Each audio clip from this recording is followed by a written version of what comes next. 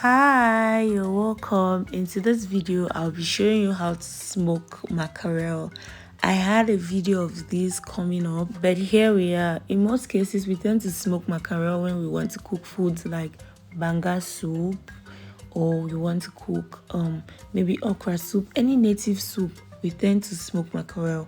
Now you're going to buy your mackerel, and I am using oil Morocco, also called mackerel in Cameroon. So if you hear me say Morocco mackerel, it's the same fish I speak of. You can buy fish which is not oily, so you can buy mackerel fish that is not the oil type.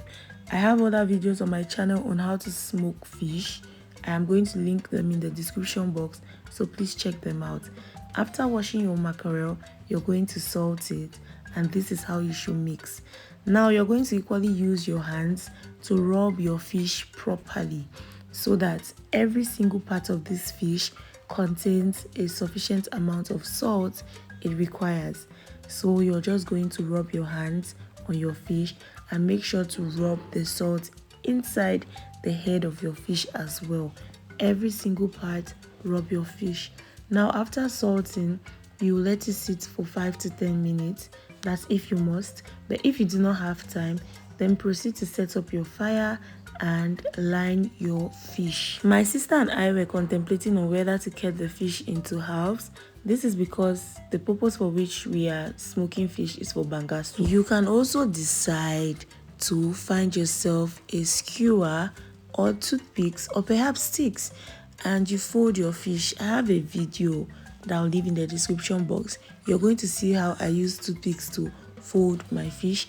This helps drain out water fast, and that can work if you want to smoke your fish like that, or you want to be as fast as possible. Now you're going to line up your fish. One thing you should know is that the tendencies of it sticking to your grill is high, so make sure to probably just oil your grill as well, just a little if you must, and then just let your fish sit.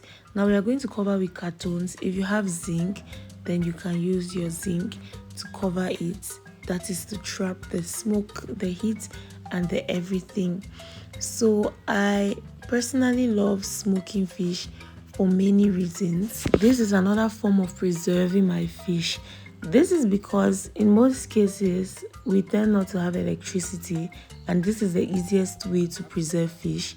So after smoking, you check from time to time to see whether you are satisfied. We do not want extremely dried fish, so you can let yours get dry really well.